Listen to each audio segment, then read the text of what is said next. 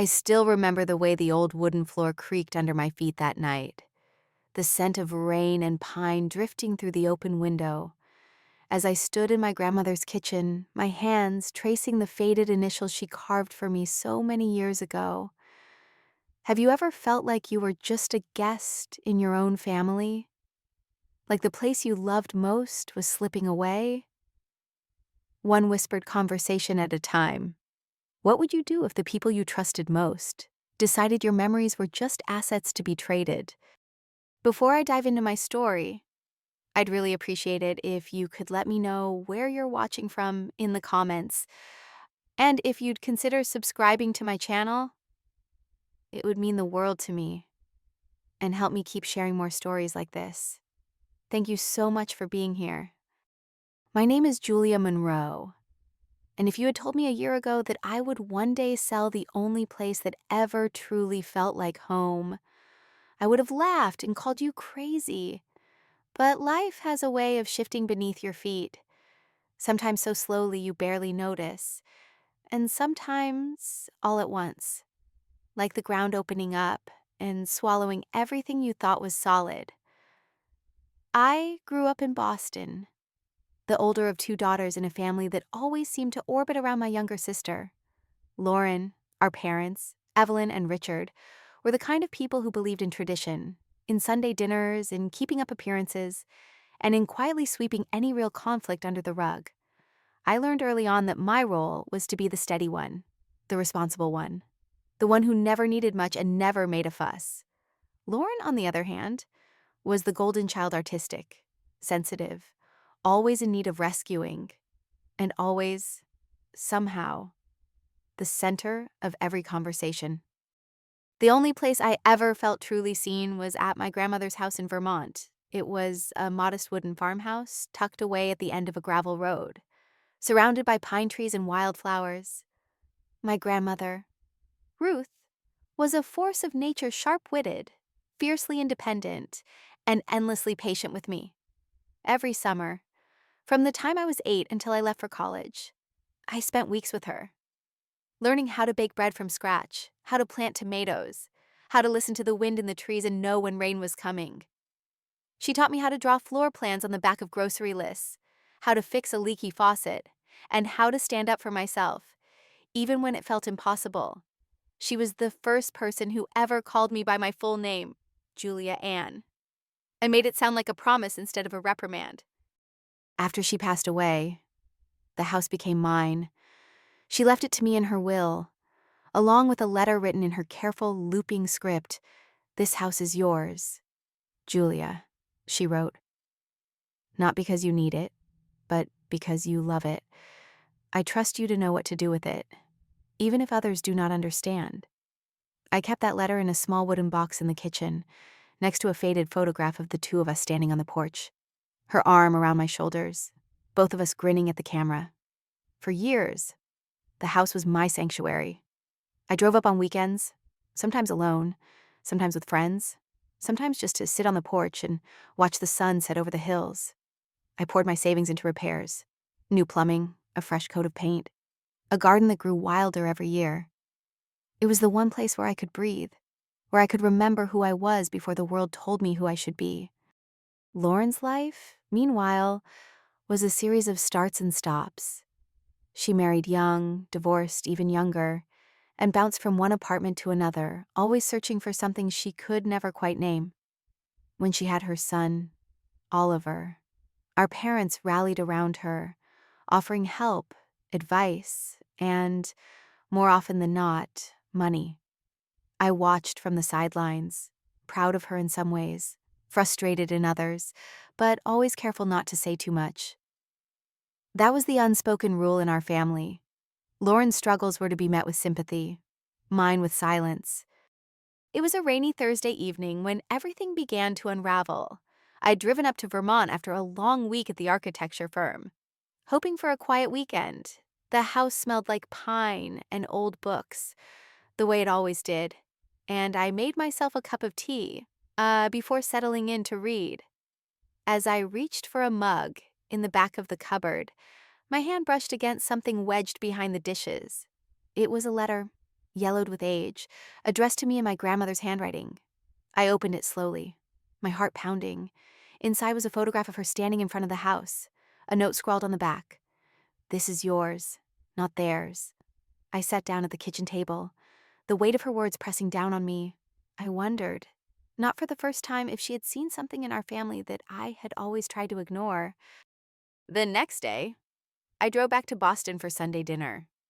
Our family gatherings were always the same: roast chicken, mashed potatoes, a bottle of wine, and conversation that circled around Lauren's latest crisis. That night, she announced, between bites of salad, that she was moving back in with our parents. Her voice trembled, and she dabbed at her eyes with a napkin, saying she had nowhere else to go. Mom rushed to her side, wrapping her in a hug, while Dad shot me a look that said, "Why can't you be more like her?" I sat quietly, pushing food around my plate, feeling the familiar ache of being invisible. After dinner, I helped clear the table, listening to the low hum of conversation in the next room. As I carried a stack of plates into the kitchen, I heard my mother's voice, low and urgent. "We need to do something about Julia's house." She said Lauren and Oliver need a place to live, and that old place is just sitting there. Lauren's reply was muffled, but I caught enough to know they were making plans that did not include me. My hands shook as I set the plates in the sink. I felt like a stranger in my own family, a resource to be managed rather than a person to be considered. A week later, Dad called me at work. He was brisk, businesslike, asking if I could come by the house that evening. When I arrived, he handed me a stack of papers, legal documents, already filled out, with my name typed neatly at the top. "It's time to sell the Vermont place," he said.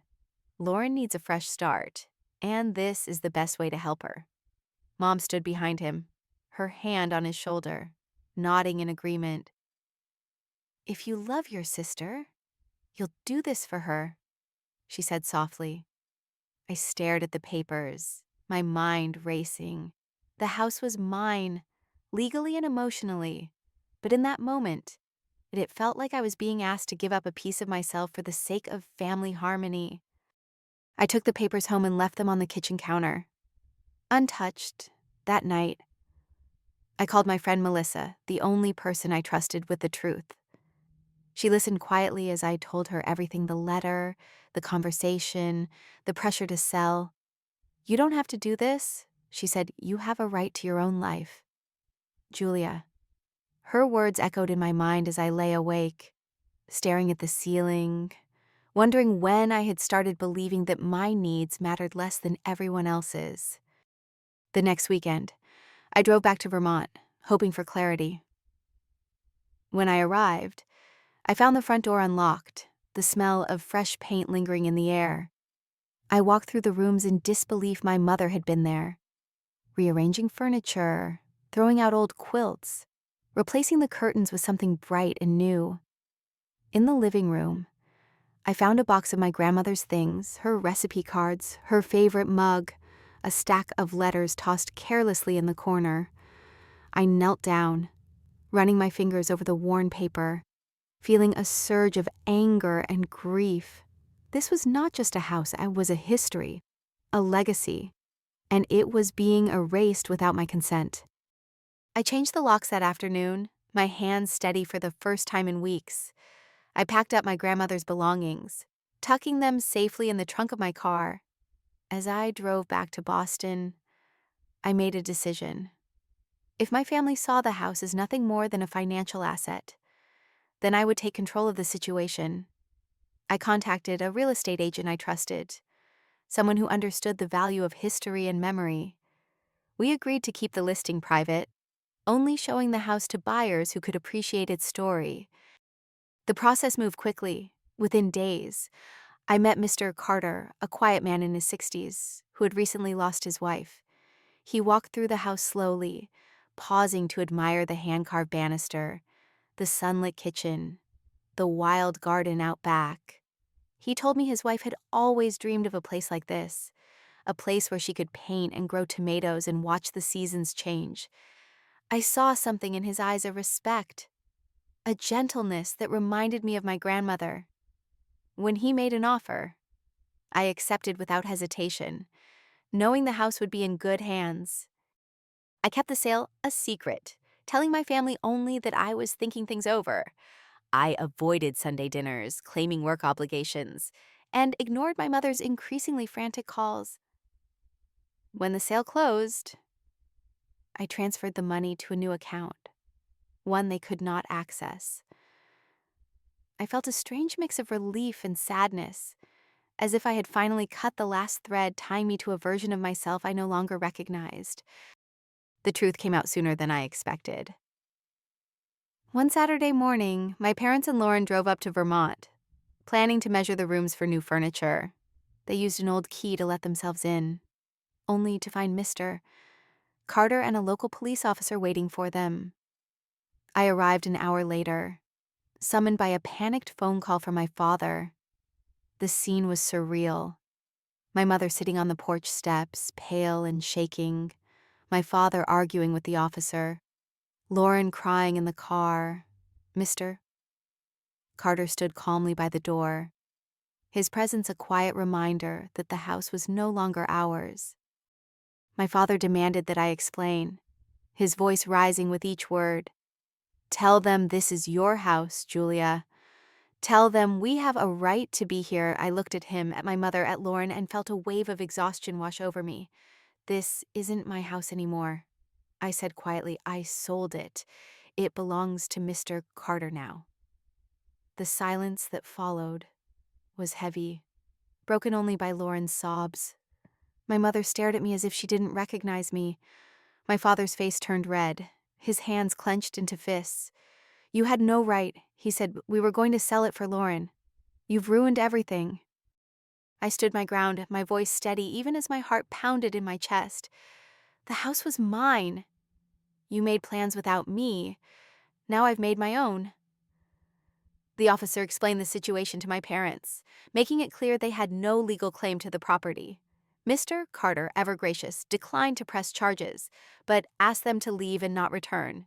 As they drove away, Lauren rolled down the window, her face streaked with tears. "You're so selfish," she shouted. "You never cared about family." I watched them go, feeling both lighter and lonelier than I had in years. The days that followed were a blur of angry emails, voicemails, and messages from relatives I hadn't spoken to in years. My parents demanded I hand over the proceeds from the sale, insisting the money was meant for Lauren and Oliver. My mother's voice on the phone was a mixture of heartbreak and accusation. As if I had betrayed some sacred trust, Lauren blocked me on social media, and word spread quickly through our extended family. Some cousins reached out in support, but most took sides without ever asking for my version of the story. I tried to explain, at first, but it was like shouting into the wind. The narrative had already been written. I was the selfish daughter, the cold sister, the one who put money above blood. I threw myself into work, taking on new projects, staying late at the office, anything to avoid the empty apartment and the ache in my chest. Melissa checked in often, bringing over takeout and bottles of wine, reminding me that I was not alone. I started therapy, something I had always resisted, and found it strangely comforting to talk to someone who had no stake in my family's drama. I learned to sit with my guilt, to let it wash over me without drowning. I reminded myself, over and over, that I had done what I needed to do. One afternoon, I received a letter from Mr. Carter. Inside was a photograph of the house, the garden in full bloom, a note that read, "Your grandmother's spirit lives on here." I smiled for the first time in weeks, feeling a sense of peace I had not known in a long time.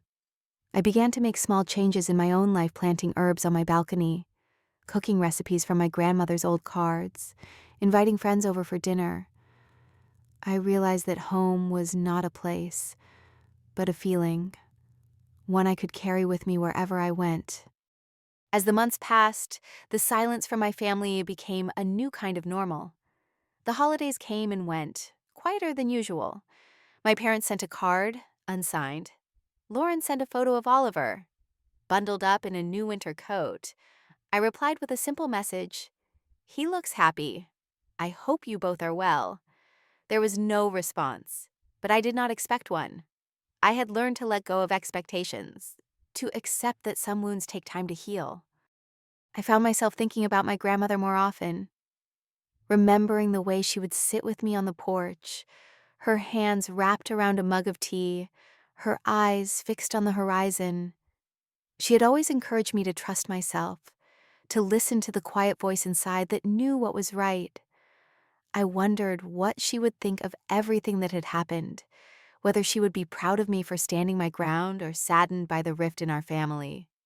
Sometimes, late at night, I would take out her letter and read it again, letting her words settle over me like a blanket. One evening, Lauren showed up at my door, Oliver asleep in her arms. She looked tired, older somehow. Her eyes rimmed with red. She apologized, her voice barely above a whisper, saying she had not understood how it felt to be left out until it happened to her.